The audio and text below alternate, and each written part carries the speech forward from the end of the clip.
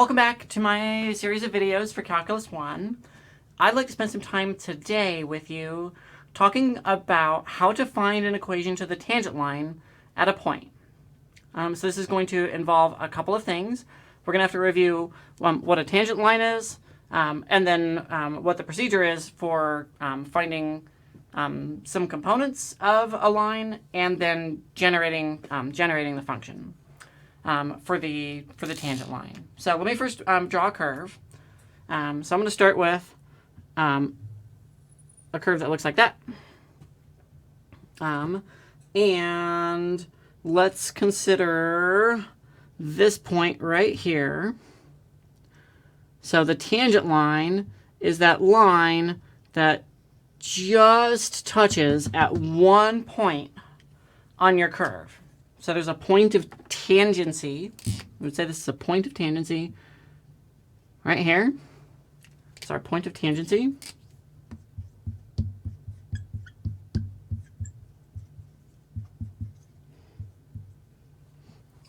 Okay. And we're going to try to write an equation for this thing. So it's a line, and the equation for a line is given generally as y equals mx plus b. We'll end up using a different form for a line when we actually go to write this down. The point-slope form is going to be really good for us because it's going to be easier to just find a point on this thing than it is to find like m and b directly, or at least b directly. So this is the equation, the general equation for a line. This thing right here, m, measures the slope, and this thing right here measures the intercept. So we've got this line that just barely touches this curve, and that's a really special condition. But it's also problematic in the sense that if I have 2 points, then they determine a line, but I've only got 1 point. So, like, what's up with that? Well, remember that the whole thing that started this need for limits off in the first place is that we wanted to compute slopes of tangent lines, or instantaneous rates of change. So another thing that we call this m, that's the instantaneous rate of change. Okay. So we need to find the instantaneous rate of change. We're going to do that with a limit. So rates of change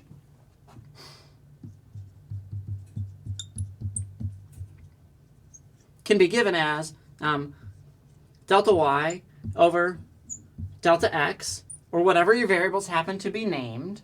And if it's just like this, then you've got yourself an average rate of change. And as soon as we put the following on this thing, we're going to take a limit as delta x goes to 0. We're going to get the instantaneous rate of change. So this thing right here is the instantaneous rate of change. And this quantity right here is precisely the slope of this line. So all we have to do is compute this limit, and we get the slope of that line. We're going to get the intercept because we know a point on the thing. So our goal is to find an equation to the tangent line at a point. We're going to do that by writing down the slope. We're going to get that by a limit. And then we're going to get the intercept by using point-slope form. So I'd like to talk about a particular curve with you right now, so that we can do this process together. So let me just go ahead and make that go away. I'm going to write down the equation. I'm going to do a parabola, and I'm going to do a downward opening parabola, which is why I chose to do a downward opening parabola for my drawing right here. So let's work on the parabola given by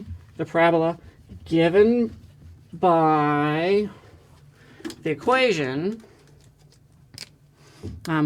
y is equal to minus 4x squared plus 2x. So that's this thing right here is given by that. And then we're going to do it at a point when the x value is equal to minus 1.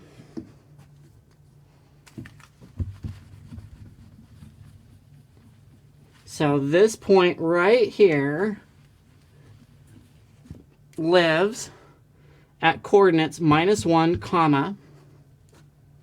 It's the x-coordinate coming from right there. The y-coordinate comes from the function, which might have a different name. Maybe it's called f of x. Okay? So I'm going to evaluate this expression at this value. So let's do that real quick. So we'll go f of, I'm going to call this f of x.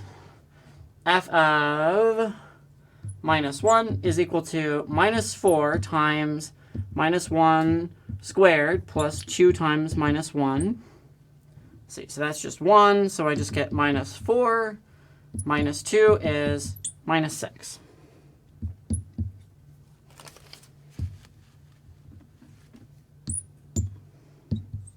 Cool, so now I know a point on that line. And if I had any other way of generating a second point on that line, you better believe that I would totally use that. But I don't. I only have the point of tangency, and that's why I have to do a limit.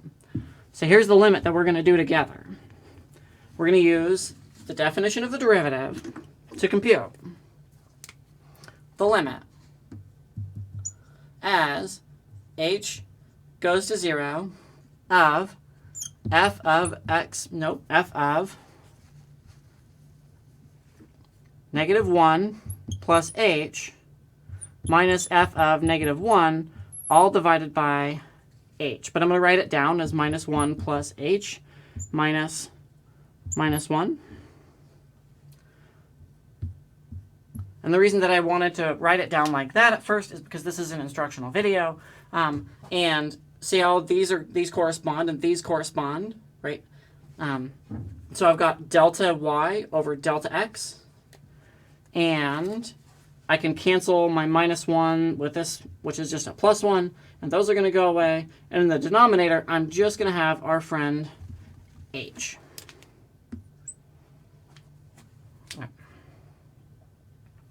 This is literally just rise over run. And we're taking the limit as run goes to 0. So this part is going to be rather procedural in a sense. So I'm going to take my function right here, and I'm going to evaluate it at these two things. So I'm going to compute the limit as h goes to 0, and I'm going to set myself up for success by putting parentheses where things are going to go. This is all going to be divided by h. Okay? And if we don't put parentheses here, it's really easy to miss parentheses and like fail to carry through different stuff, and that'll get you into hot water. So I've got this thing. Here's f. I'm going to take this value and compose it in. I'm going to take this value and compose it in. So I'm going to have -4 times 1 plus h. That's that was supposed to be a -1. Just write the whole thing over. There we go. -1 plus h squared, right? Instead of x, I have this. So when we're evaluating it, I take this whole thing and put it in place of x, plus 2, there's no hope that my parentheses were going to be in the right place, times -1 plus h. Close it. Let's shift that. Minus f at -1. Oh, I already calculated that. Can you see it? Do you see where f at -1 is? Here's -1. This is f, which means that this is f at -1. So I'm going to put in our friend -6. You better watch them minus signs because they will get you. Okay. So our objective now is reduced to computing this limit, and it's just a limit. If we try plugging in h equals 0, the thing is going to collapse down to 0 over 0 in indeterminate form. It always will. But I know that after doing some algebra, this -6 is going to go away, and we're going to be able to cancel an h out of the top and the bottom. You will, I promise, you will be able to cancel this h. You're going to be able to cancel it. After you do this top part correctly, you're going to be able to cancel every single h out of it. So I'm going to go ahead and carry on. Limit is h approaches 0, let's go ahead and expand this out. Minus 4 times 1 minus 2h plus h squared plus 2 times minus 1 plus h plus 6 all over h. Now let's see if I can rewrite some stuff. I think I want to distribute. I'm going to carry on over here, and we'll come back and wipe that when we're done with it. Okay, so I'm going to carry this over here. Things equal to. Okay, so I've got this minus 4. Okay, minus 4 is carrying on to that one, so that's going to be minus. Let's see here, minus, so plus 8h minus 4h squared minus 2 plus 2h plus 6. All divided by h. God, I hope that's on screen. Oh, it's just barely on screen. Alrighty, so check this out. I predict this would happen, and I will every single time. So I've got this minus 4 right here, boom, in a square box. Minus 2 and plus 6 are all going to take each other out and go play in the park. Okay, so they're going to cancel, and look, everything else I'm going to be left with here is going to have an h. So, in the interest of space, I'm going to remove the stuff that went out to play in the park. Boo, boo, boo. And we're left over with a bunch of stuff with h's in it. I'm going to move this plus 2h over.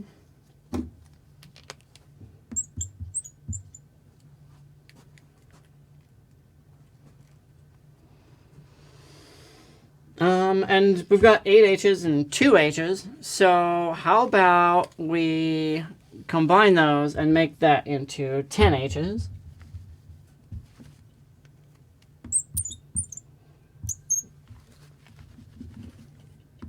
Okay, so this turned into this by just canceling, right? And all I'm doing is like letting the constant terms here go away. They always will. And then I'm just combining the terms here. So I've got the minus 8 and the plus 2. And let's see here. Did I? Yeah, it worked. Okay. Okay. So now I've got an h here and an h here and one there. And those are all going to go play in the park. So that limit is equal to 10 minus 4 times h, the limit as h approaches 0. Okay. And now we got rid of the 0 over 0 problem. The 0 over 0 problem persisted all the way through this step. We canceled out the h's. I've got this thing. And look, it's just a polynomial. It's just a continuous function. And I'm just going to evaluate it. And I'm going to get, dun, dun, dun, dun, 10.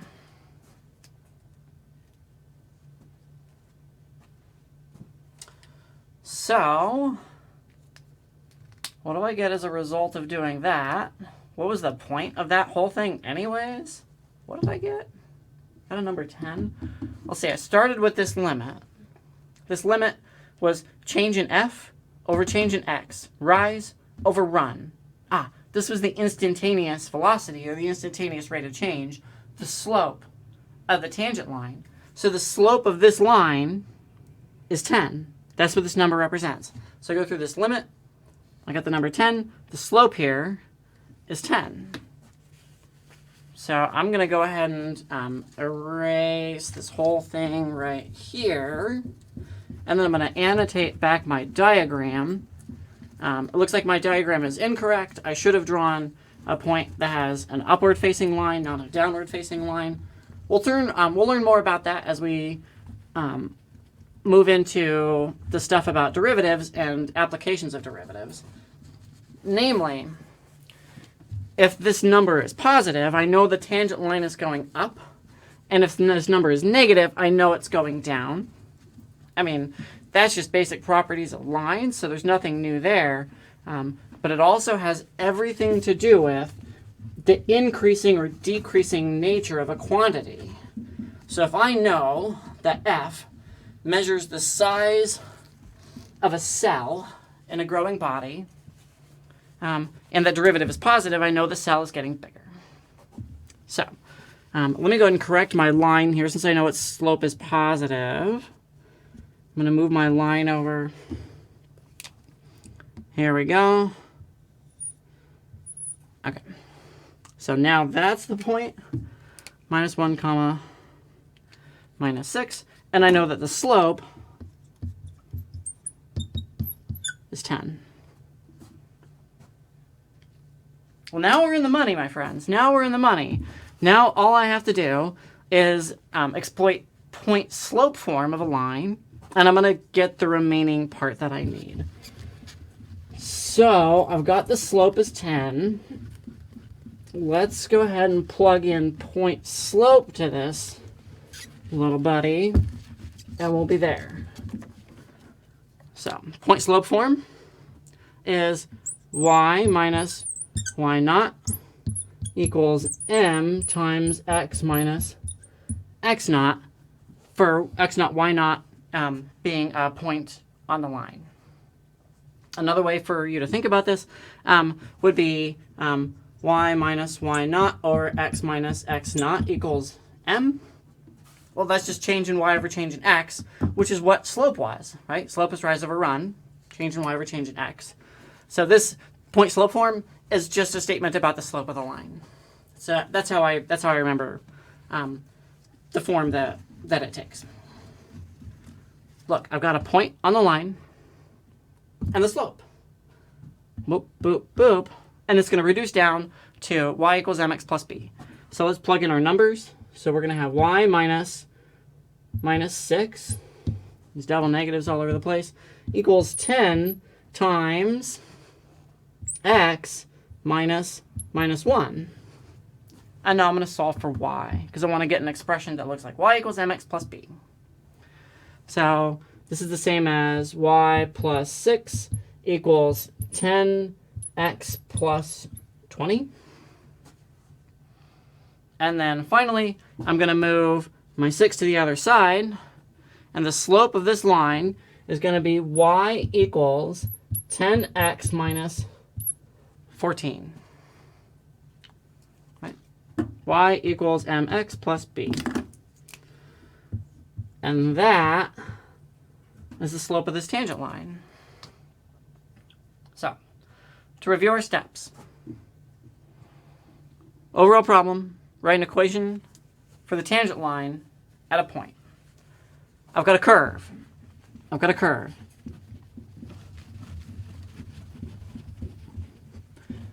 That looks like some squiggle in space.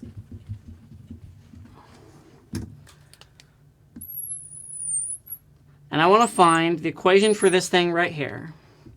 So here's some axes for you, in case you like those. This thing right here is A, our point of interest. And the height right here of this thing is f at A, which means that this point's coordinates right here are A, comma, f at A. So to generate your point on your line, just evaluate your function. The second thing we need to do is to compute the slope of the tangent line. So step 1, I think, could be broadly construed as get your point.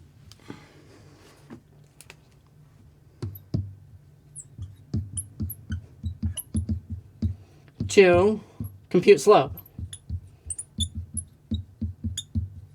And we compute the slope by using the definition of the derivative. So we're going to compute the limit as h approaches 0 of f at a plus h minus f at a. Is that on frame? Oh, just barely. All over h. And then finally, 3, we're going to use point slope form to write the equation for the tangent line. So it could be pretty mechanical if you want it to be. Conceptually speaking, we're finding instantaneous rates of change or slopes of lines with the limit of the difference quotient, and then just exploiting point-slope form to write the line. So if you made it this far, I just want to conclude by saying thanks for watching. My favorite smell is roses. I just love the smell of roses. Fresh is awesome, but rose oil is just spectacular too. And sometimes you're just lucky enough to get baklava, and they made the baklava with rose water, and it's got this subtle floral smell to it that goes with the honey and the nuts with the phyllo, and it's just a beautiful thing. I just love roses. They're just wonderful. Thank you for watching. I wish you all the best. Bye.